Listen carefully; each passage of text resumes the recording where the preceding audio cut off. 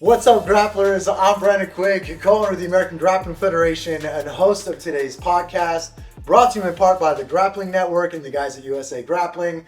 And I am here with Dr. Ivan Rascon, right? Yes. Said that correct? I want to introduce him as a training partner. He trains jiu-jitsu and overheard me talking on the mats because I was talking about Carnivore Diet. Yes. And he said, "Oh, you're on the Carnivore Diet." I was like, yeah. That was about it, though. Yeah. He didn't lead on to too much more. I think I was training and still stuff, too. It wasn't full conversation. Next couple times I train, he tells me he's been on the Carnivore Diet for 5+ years. Next couple times I train, I realize he's a doctor. And then he said, did I say this right? Gastroenterologist? Gastroenterologist, yeah. GI, okay. That's easier. I practiced that like 10 times before I walked in. Still didn't work.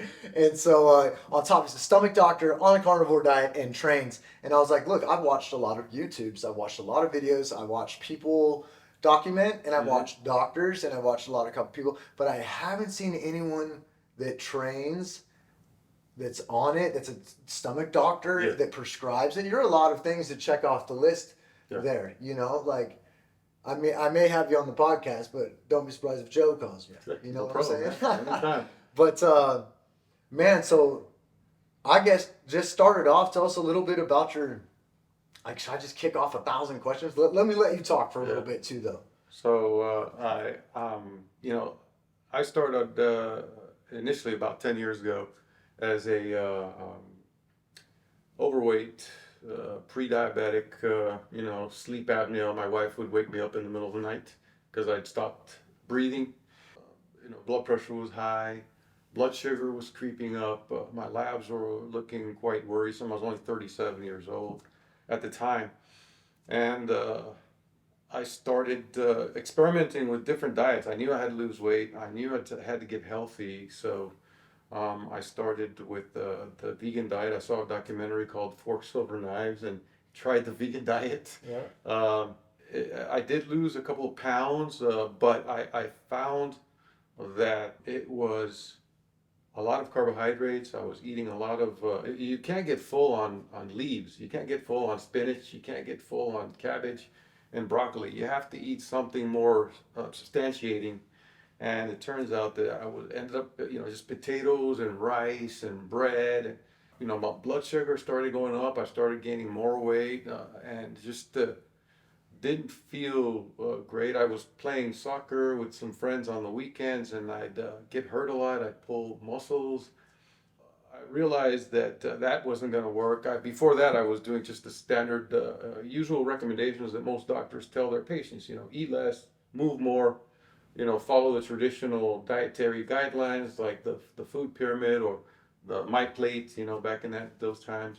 And I realized that I needed to do some real deeper research than what I had been taught both in medical school, what I'd been telling my patients to do. Were you a stomach doctor at this time already? Yes. Okay. Yeah. This was 10 years ago, or 13 years ago. Anyway, at that time, I basically got into the keto diet, and I had found a website called dietdoctor.com, and I had seen that a lot of people were having good results with weight loss and reversing their diabetes and reversing their high blood pressure, and so I got into that, and it was very successful. I lost a lot of weight.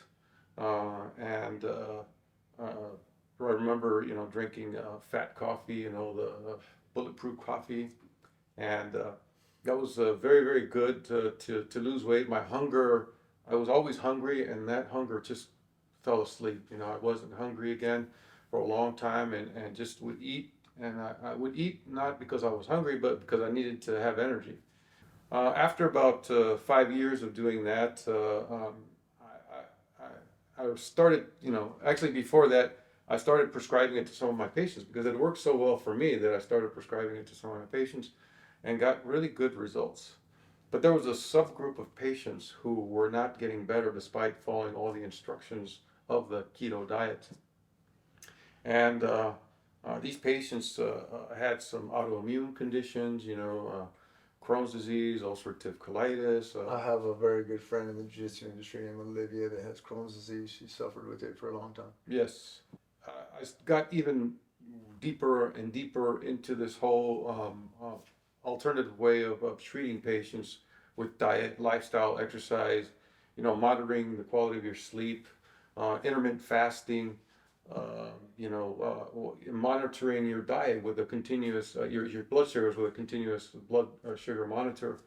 And all these things were things that I learned about through, they're not in medical books. You really have to kind of. That's where my brain is going during this like while you're talking. I'm like, do they not push you towards, or not push you, but educate doctors in the sense of they don't educate them on some of these diets or different opportunities that affect the body that way?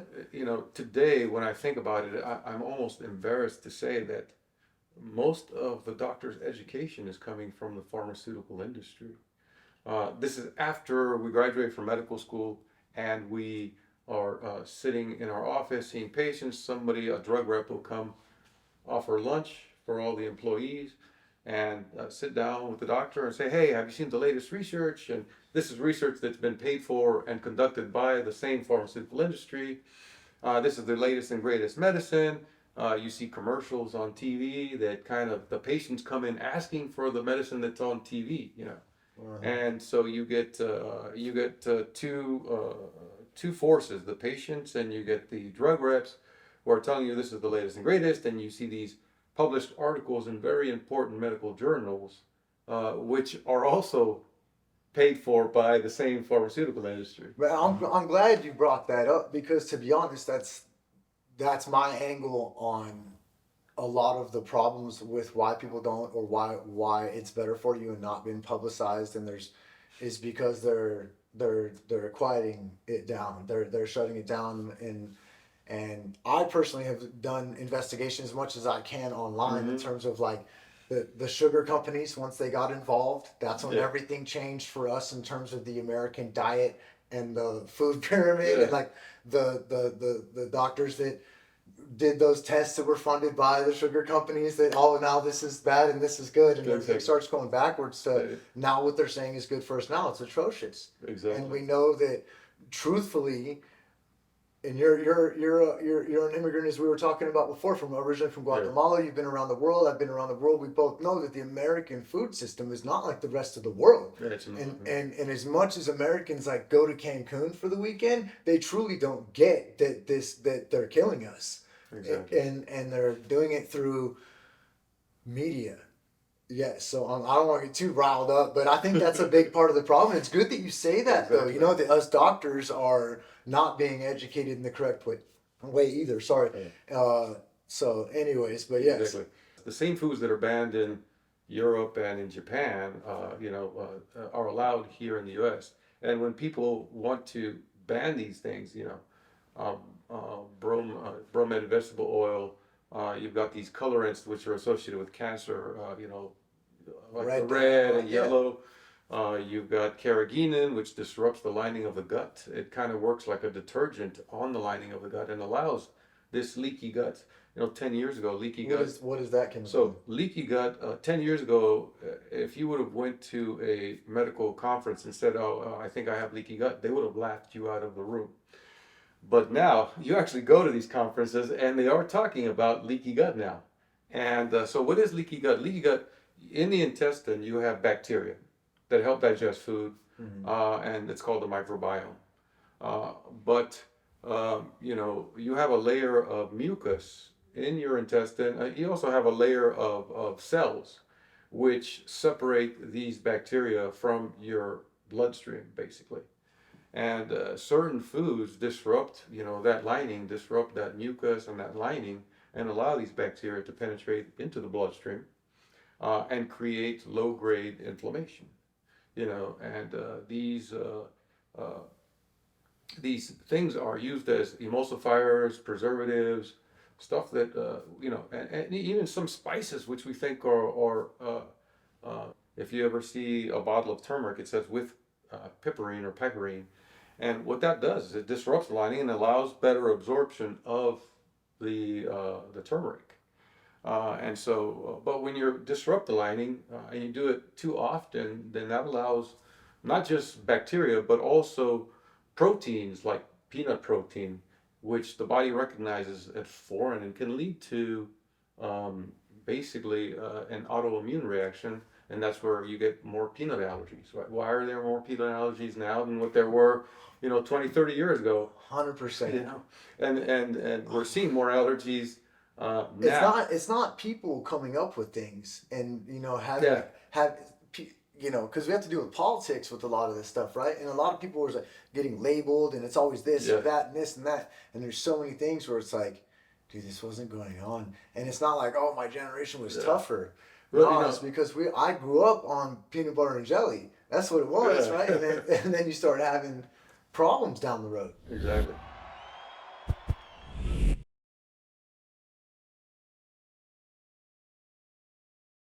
I've been around the Atkins diet and the Dolce diet, and from pescatarian to keto. Like I'm been around that, educated on that, understand that as well too. But carnivore is just different, like for real. And I have zero inflammation in my hands, like because of training striking and then jujitsu for so long. Like I couldn't grab a door handle without feeling some inflammation in my hand and shoulder and elbow, and and I would get out. I lived on a foam roller like day in and day out. Get out of bed. My lady's making fun of me because I roll out of bed and I'm trying to get my. Yeah. And now I realize, dang, it was the sugar, and for sure, and I know I dropped weight, but my goal wasn't to drop weight.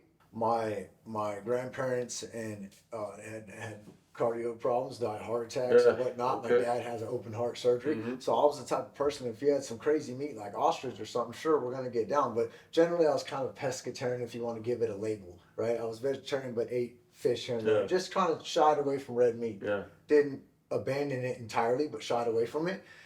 And then I saw so much the science behind the videos and the education and of the carnivore diet, talking about triglycerides and LDL and HDL, and understanding that stuff before, because the people are, oh, cholesterol. That's I get on it. I don't know how many people say, what's your cholesterol like? As soon as I'm like, dude, you haven't done it, nothing.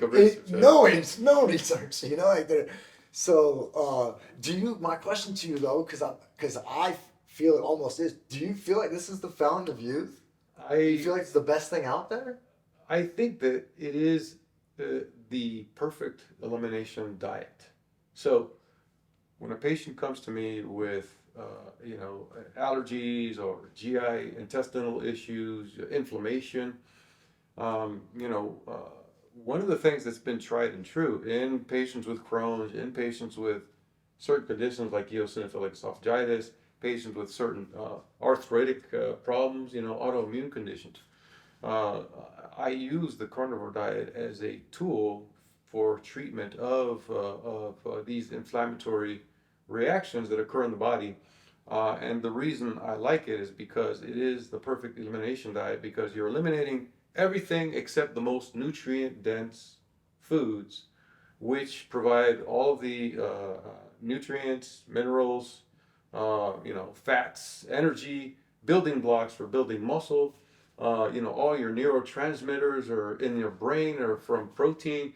And so you're eliminating everything, but you're actually not skimping on all the necessary vitamins, minerals, micronutrients that you need to function appropriately.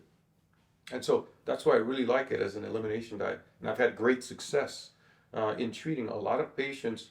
Mind you, I would say about 50% of my patients are able to stick to a true carnivore diet. The rest will, I'll have some who can halfway do it, and then a small number who really just can't do it and say they feel miserable.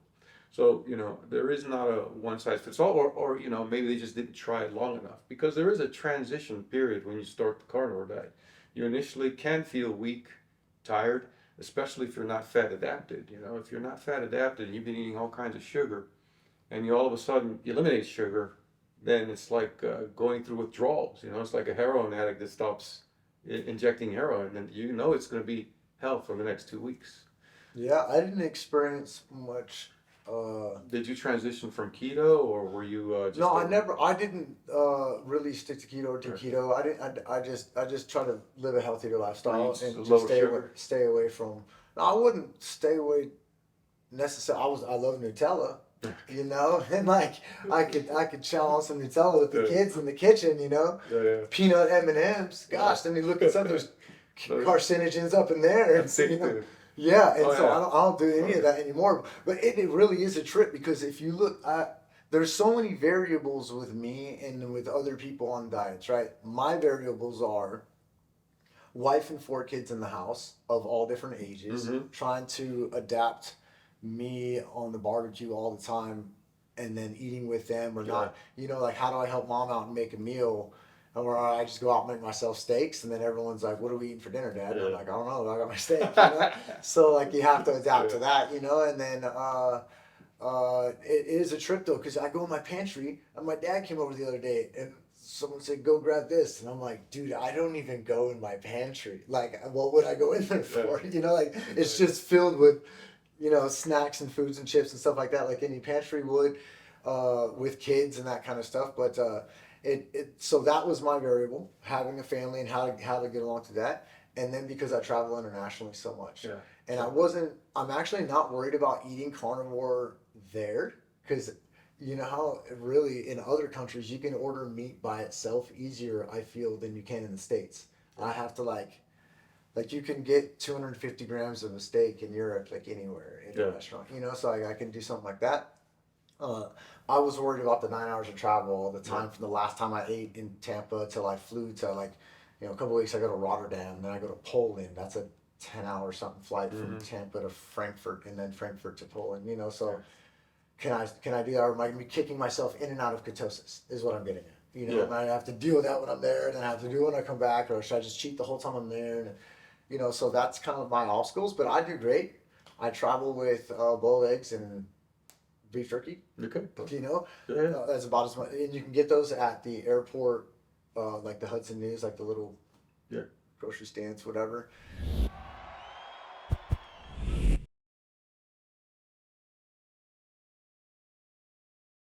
I feel like when I feel hungry, maybe at night, if I pop like some Parmesan chips, and I'm good. Like I eat some cheese real quick, and then I can sleep. You know, and I'll be good till the next morning. I don't know if it's just the extra fat. Maybe I ate too lean of a meat that day or something. Exactly. You know what I mean? But I don't feel like it messes me up physically or anything like that. Let me read off one of these questions and wrap it up. I have a feeling this is going to have to be a multi-part thing. We'll come back with more.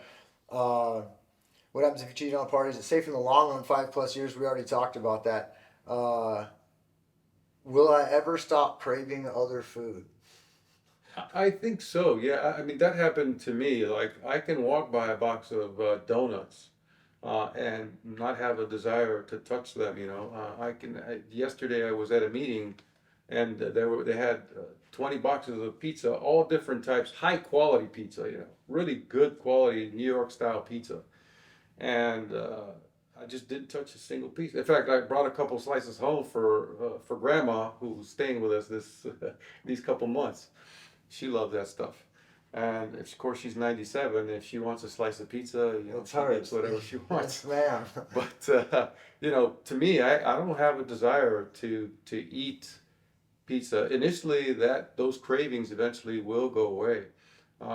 Especially if you fall off the wagon and you feel miserable the next couple of days after you ate that slice of pizza, then that'll be kind of like a reminder that you shouldn't fall off the wagon. Now, I mean, some people can eat all the bread they want and they have absolutely no problems.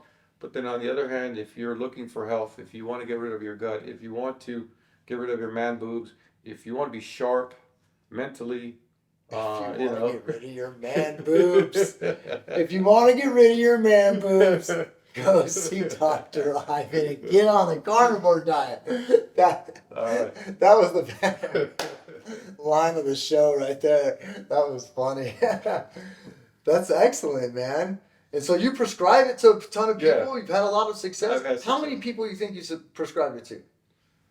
I would say at least one person a day for the last 3 years. Oh, wow. Yeah. Oh, so you got hundreds of people Oh out yeah, there. I've had a lot of people. I've gotten rid of, patients who have been on Nexium and Prilosec and these acid reflux pills for years. After Yes. they get on this diet, Yes. that goes away.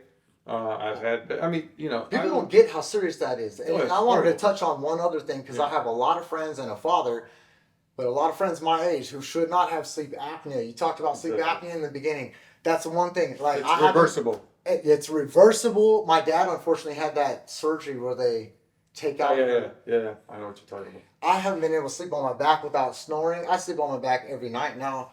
I always had to be a side side chest sleeper, down because I was snoring. Like that went away. I had alopecia. I had bald spots in my beard. Started going. I had to shave my beard a certain way for a long time. Now that's growing back.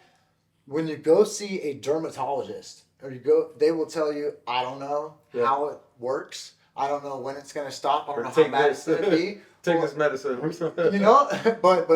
don't know when it's going to end. Yeah. And it's like, dang. I've actually ran into dudes with serious alopecia in the jiu-jitsu and MMA industry, but also just random people at airports. And I'm like, get on the carnivore diet because I'm not the only person that's had that, And the autoimmune, I have family members with the autoimmune. I want them to listen to this, so many people don't really. We have been programmed to think that so many of these things are just going to be there in our bodies for life. Yes. And they don't think they can go away. That's I remember during my residency, one of my professors telling a patient that you're diabetic, type 2 diabetic, and this is it. You've got it for the rest of your life, and it's only going to get worse, and there's nothing you can do about it. And today, I wish I could sit down and have a chat with him and tell him that's wrong. It's reversible. You can't. I've reversed many patients with type 2 diabetes. Yes, we got to come back to our multiple episodes. We'll talk your ear off, and we'll go with more success stories, more things, just to put it out there more. But also any other diets you think are good for other people. Like you said, it's not for a one-size-fits-all. 100%. Yeah. Any last words or anything like that before we sign off? Yeah, I mean, the main thing I want to get out there to people is that if you want to get started on a healthy diet, a lot of doctors will tell you, just move more, eat less. But I think that the most important thing that you can do is get rid of processed foods. If it's got a list of ingredients in the back, a long list of ingredients, if it's got ingredients that you can't even pronounce or that were made in a laboratory that you can't find in nature, stay away from it. There's a lot more things to talk about. But I think step one for everybody, including kids, stay away from junk that has preservatives, chemicals, stuff that you can't pronounce, stuff that you don't know where it came from. If you don't know what it is, stay away from it. And I think that will be the first step in a journey of health for everybody. Sounds good. Thank you for listening. We will come back with multiple parts. Like I said, we trained together in Florida, so you'll hear back with more episodes. And again, shout out to the Grappling Network and the guys helping us with the podcast. And what's your dog's name here? Chewy. Chewy was part of the podcast for a minute. And so thanks for everything, and we'll see you guys on the next one.